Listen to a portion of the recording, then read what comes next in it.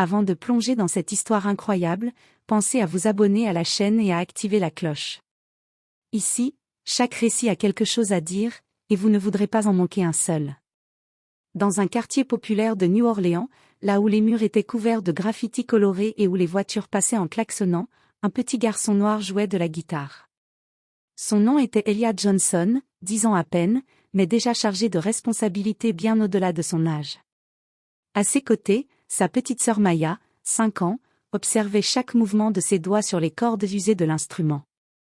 La guitare, héritée d'un voisin parti trop tôt, avait des cordes effilochées et un bois rayé par le temps. Mais dans les mains d'Elijah, elle devenait magique.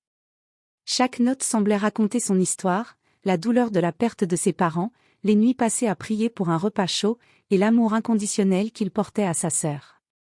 Les passants se pressaient autour de lui, certains s'arrêtaient pour écouter, d'autres continuaient leur chemin sans un regard.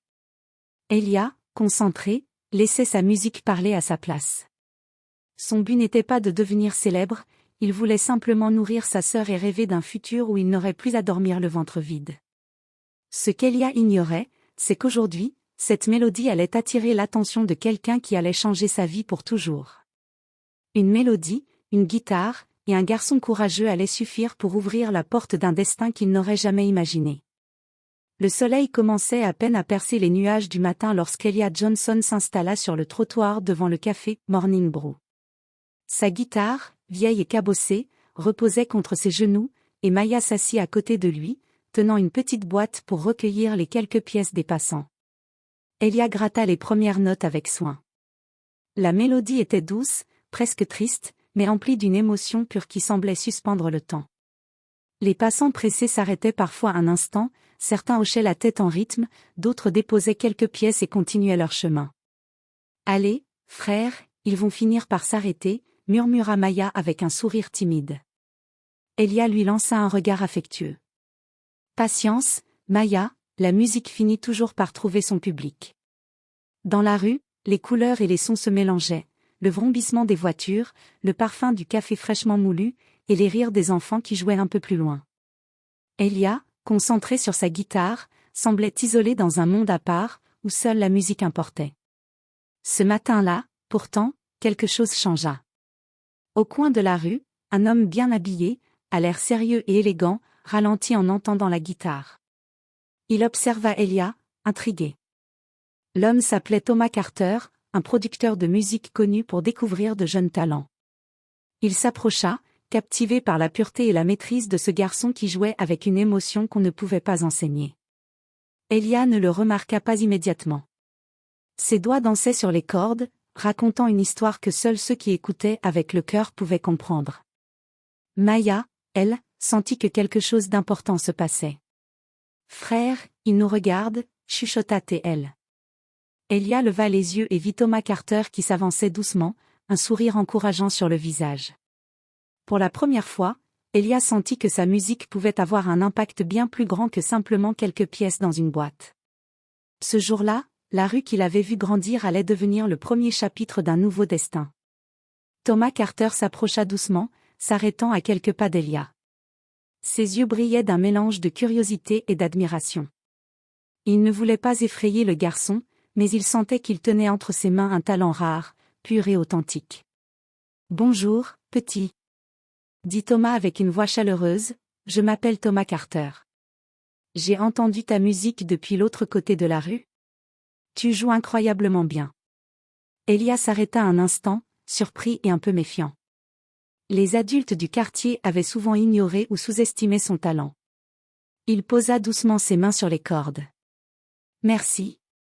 Monsieur. Je joue juste pour ma sœur et moi, » répondit-il timidement.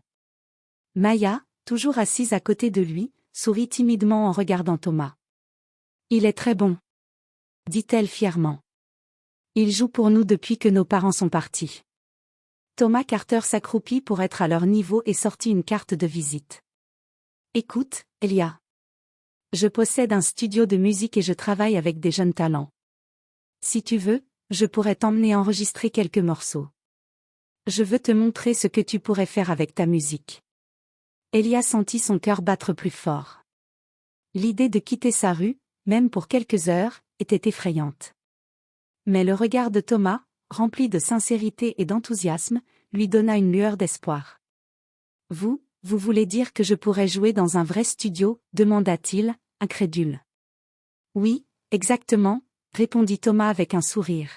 « Je pense que tu as quelque chose de spécial, quelque chose que le monde doit entendre. » Maya attrapa la main de son frère. « Frère, il faut y aller, c'est peut-être notre chance. » murmura-t-elle. Elia prit une profonde inspiration. Il regarda une dernière fois la rue qu'il connaissait si bien, les pavés où il avait appris à rêver, et les visages familiers qui passaient chaque jour sans vraiment voir son talent. Puis, avec un mélange de nervosité et de courage, il hocha la tête. « D'accord, allons-y, » dit-il enfin. Thomas Carter sourit et tendit sa main pour les guider. Elia et Maya se levèrent, prêts à franchir le seuil d'un monde inconnu. Une guitare, une mélodie et un petit garçon courageux allaient suffire pour entamer une aventure qui allait transformer leur vie à jamais. Le taxi traversa les rues animées de New Orleans, et Elia observait la ville à travers la vitre. Chaque coin de rue lui rappelait ses souvenirs, les rires de Maya, les soirées passées à économiser quelques pièces, et les instants où sa guitare avait été son seul refuge. Tout cela semblait à la fois familier et lointain, comme un rêve dont il s'éveillait. Lorsque le taxi s'arrêta devant un grand bâtiment moderne, Elia sentit son cœur s'accélérer. Le studio de Thomas Carter brillait sous le soleil, avec de grandes baies vitrées et des instruments de musique visibles à travers les vitrines. Il n'avait jamais vu quelque chose d'aussi impressionnant. À l'intérieur, le studio bourdonnait d'activité. Des ingénieurs ajustaient les micros, des musiciens répétaient dans une autre salle, et l'air était rempli de l'odeur chaude du bois des instruments et de la peinture fraîche. Elia se sentit minuscule face à ce monde inconnu.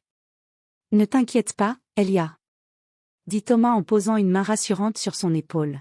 « Ici, tout le monde est là pour t'aider à faire sortir ta musique. » Elia serra sa guitare contre lui et pénétra dans la salle d'enregistrement. Les lumières et les équipements lui semblaient intimidants, mais dès qu'il posa ses doigts sur les cordes, tout disparut. Le stress, la peur, et le doute furent remplacés par la musique. Les ingénieurs, étonnés, l'écoutaient avec admiration.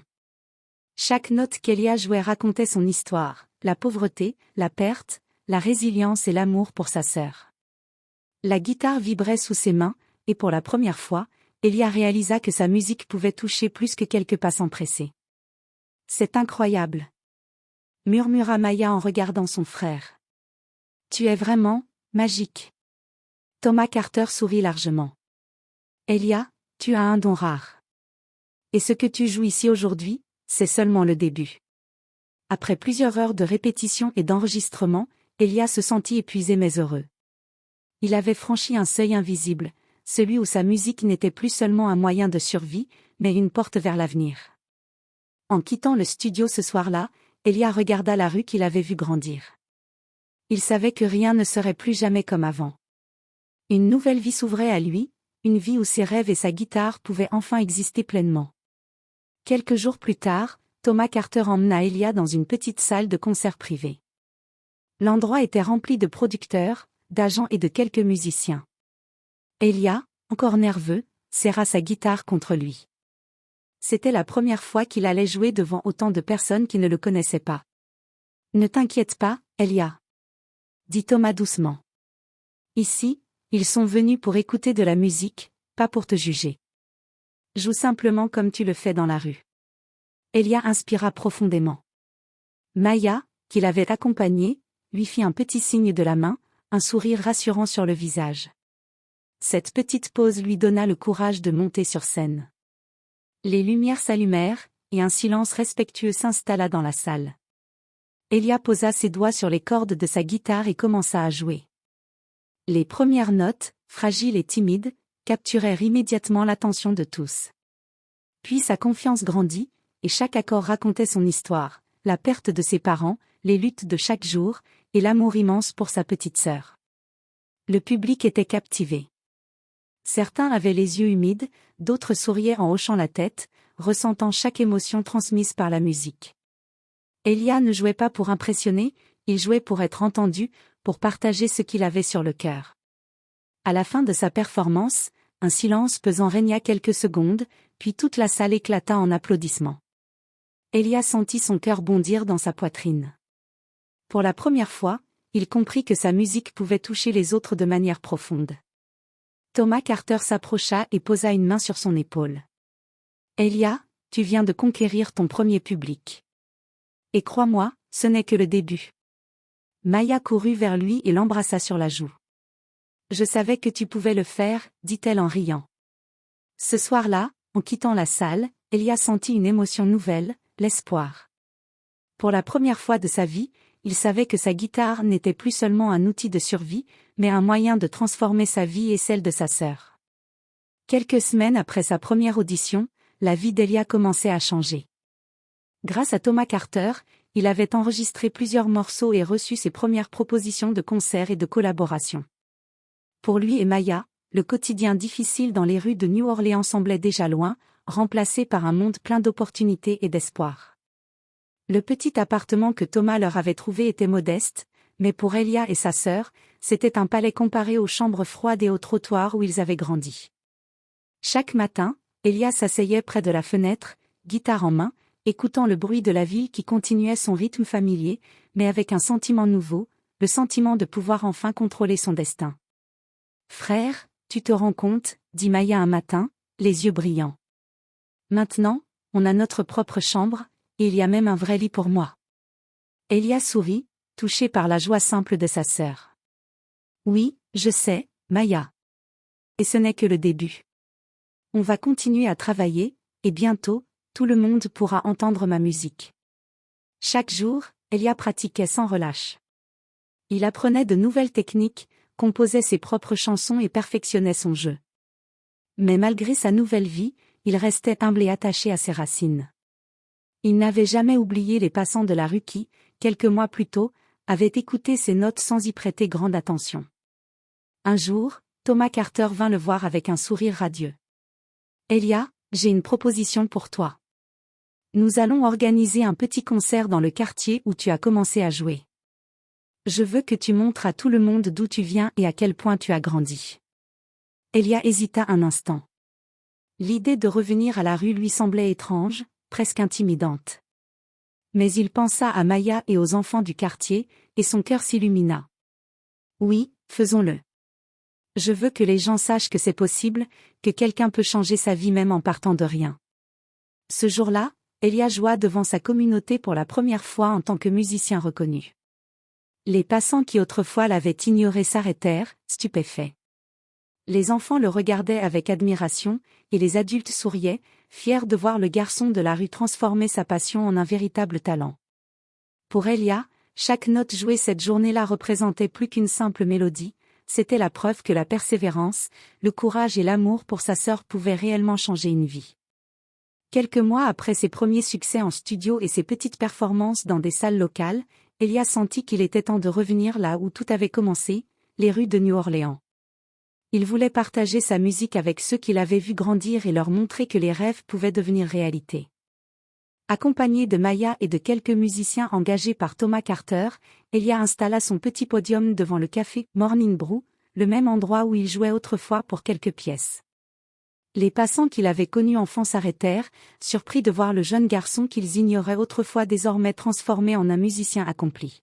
« Elia, c'est toi ?» demanda une vieille voisine, les yeux écarquillés. « Oui, c'est moi », répondit Elia avec un sourire timide mais fier. Il prit sa guitare et commença à jouer. Les notes flottaient dans l'air chaud de l'après-midi, et bientôt, une foule s'était rassemblée, captivée par la mélodie et l'émotion qu'Elia transmettait. Les enfants du quartier le regardaient avec admiration, et certains imitaient timidement ses gestes sur de petites guitares en bois qu'ils avaient chez eux.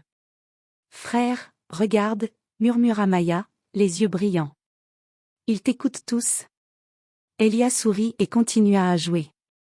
Chaque note racontait son parcours, les nuits froides dans la rue, les sacrifices pour protéger Maya, les rêves qui semblaient impossibles mais qui, grâce à la musique et à la persévérance, devenaient réalité. À la fin de la performance, la foule éclata en applaudissements. Certains adultes essuyaient discrètement des larmes, touchés par l'histoire de ce garçon qui avait transformé sa passion en un message d'espoir pour tous. Thomas Carter, debout à l'arrière de la foule, observa Elia avec fierté. Tu as touché plus de cœurs aujourd'hui que tu ne le crois, Elia. Elia regarda Maya et murmura. C'est pour nous, et pour tous ceux qui croient qu'ils n'ont aucune chance. Ce retour au quartier n'était pas seulement un concert, c'était un symbole. Elia avait prouvé que peu importe d'où l'on venait, le courage, le talent et l'amour pouvaient transformer la vie et inspirer une communauté entière. Quelques mois après avoir conquis son quartier, Elia reçut sa première véritable opportunité professionnelle, un concert officiel dans une salle renommée de New Orleans, avec des invitations envoyées à des producteurs, des journalistes et des fans de musique. Le jour du concert, Elia se tenait en coulisses, serrant sa guitare. L'excitation et la nervosité se mélangeaient dans son ventre. Maya lui prit la main, lui donnant ce courage silencieux qu'il connaissait si bien. « Frère, tu es prêt. Tout le monde va voir à quel point tu es incroyable, murmura-t-elle. Elia inspira profondément. Il avait commencé sur un trottoir, jouant pour quelques pièces, et maintenant, il allait jouer devant une salle entière. Mais au moment où il posa ses doigts sur les cordes, toutes les peurs disparurent. La musique était toujours la même, pure, sincère, pleine d'émotion. La salle s'illumina, et Elia commença à jouer. Chaque note résonnait avec son histoire, captivant l'auditoire. Les journalistes notaient frénétiquement, impressionnés par la maîtrise et la profondeur émotionnelle de ce jeune garçon. Les producteurs échangèrent des regards, conscients qu'il assistait à la naissance d'un véritable talent. Les chants et les applaudissements se succédaient tandis qu'Elia jouait ses compositions originales, racontant à travers chaque accord la résilience, l'amour et l'espoir. Ce n'était pas seulement un concert, c'était une célébration de sa vie transformée. À la fin de la performance, la salle entière se leva, acclamant Elia pendant plusieurs minutes. Les larmes de fierté montèrent aux yeux de Maya, et Thomas Carter ne pouvait cacher son sourire.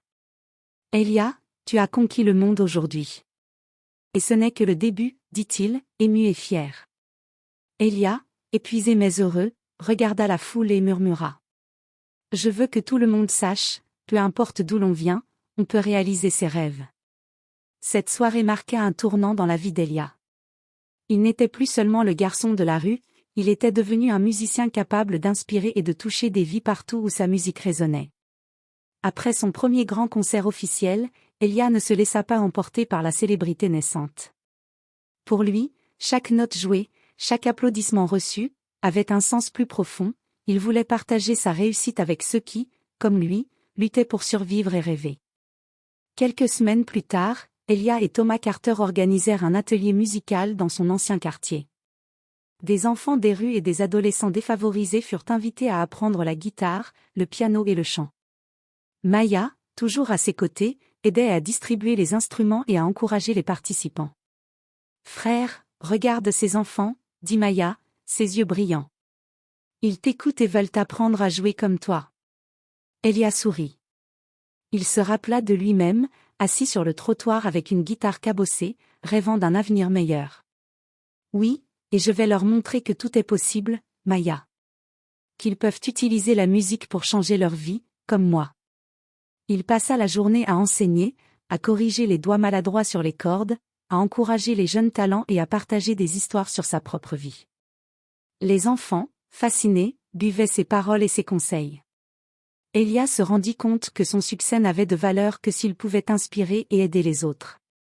Dans la soirée, alors qu'il rentrait chez lui avec Maya, Elia pensa à tout le chemin parcouru, la rue, la guitare cabossée, la peur et la faim, transformés aujourd'hui en musique, opportunité et espoir. « Je n'oublierai jamais d'où je viens. » murmura-t-il. « Et je veux que personne d'autre n'oublie que même dans les moments difficiles, il y a toujours une chance de réussir. » C'était plus qu'une leçon de musique, c'était une leçon de vie. Elia comprit que sa reconnaissance ne devait pas seulement être exprimée par des paroles, mais par des actions. Et dès ce jour, il fit de sa mission de partager son savoir et son espoir avec chaque enfant qui avait besoin d'une lumière dans l'obscurité. Quelques mois passèrent, et la vie d'Elia était désormais partagée entre ses concerts, ses enregistrements en studio et son engagement auprès des enfants du quartier. Sa musique résonnait dans toute la ville, mais pour lui, le plus important restait le sourire sur le visage de Maya et des jeunes qui l'inspiraient. Un matin, Thomas Carter entra dans l'appartement avec des nouvelles excitantes. Elia, tu as été invité à jouer lors d'un festival national. Ce sera une grande scène, avec des centaines, peut-être des milliers de spectateurs. Elia sentit un mélange de fierté et de nervosité. Mais il pensa à ses débuts sur le trottoir et à tous les obstacles qu'il avait surmontés. Très bien, allons-y. Mais je veux que Maya et les enfants du quartier viennent aussi. Ils doivent voir que tout est possible. Le jour du festival, Elia monta sur scène. La foule immense, les lumières brillantes, les caméras et les applaudissements semblaient presque irréels. Mais dès qu'il posa ses doigts sur la guitare, tout redevint simple, la musique parlait pour lui. Les spectateurs furent captivés. Chaque note, chaque accord racontait son histoire, son parcours depuis la rue jusqu'au projecteur. Les messages d'espoir et de persévérance qu'il transmettait touchaient profondément tous ceux qui l'écoutaient. Après le concert, Elia rencontra des jeunes fans et des familles venues de partout. Beaucoup lui racontèrent qu'ils aussi vivaient des moments difficiles, et que sa musique leur donnait de l'espoir. Elia réalisa alors que son rêve ne se limitait plus à devenir un grand musicien, il était devenu un symbole de résilience, un guide pour ceux qui avaient besoin d'une lumière dans l'obscurité. Le soir, alors qu'il regardait Maya s'endormir, il murmura. « Nous avons commencé dans la rue, Maya, et regarde jusqu'où nous sommes arrivés. Mais notre rêve ne s'arrête jamais. » Elia savait que sa musique et sa détermination pouvaient continuer à transformer des vies, et il était prêt à consacrer chaque note, chaque accord, à ce rêve qui venait tout juste de commencer. Les années passèrent, mais Elia Johnson resta fidèle à lui-même. De garçon jouant de la guitare dans les rues de New Orleans, il était devenu un musicien reconnu, un mentor pour de nombreux jeunes, et un symbole d'espoir pour toute sa communauté. Chaque matin, il revenait dans son quartier, pas seulement pour jouer, mais pour rencontrer les enfants qui rêvaient de musique, pour leur offrir des instruments et des leçons gratuites. Maya, maintenant un peu plus grande, l'accompagnait toujours, rappelant à chacun que derrière chaque succès se cachait l'amour et le soutien d'une famille. Un jour, alors qu'il jouait dans un parc local pour une petite foule, Elia vit un garçon, guitare à la main, reproduire ses accords avec passion. Le garçon lui rappela ses débuts. Elia s'approcha de lui, posa une main encourageante sur son épaule et murmura. « Continue à jouer, chaque note peut changer ta vie. » Dans ce moment, Elia comprit que sa véritable réussite n'était pas seulement dans les concerts ou les disques vendus, mais dans les vies qu'il touchait, les rêves qu'il aidait à réaliser et l'espoir qu'il semait autour de lui. Sa musique était devenue un héritage vivant. Le soir, Elia et Maya regardaient le coucher de soleil depuis le toit de leur immeuble. Les lumières de la ville brillaient comme autant de promesses et de possibilités. Elia serra sa guitare contre lui et sourit. « Maya, nous avons commencé avec rien, juste une guitare et un rêve. Et regarde maintenant, nous avons changé notre monde, et peut-être même celui des autres. » Maya sourit et dit. « Frère, notre musique est magique. » Et c'était vrai. La musique d'Elia, née dans la rue, avait touché des cœurs, ouvert des portes et transformé des vies. Elle continuerait à résonner longtemps après lui, un rappel que le courage, la persévérance et l'amour peuvent véritablement changer le destin de quelqu'un.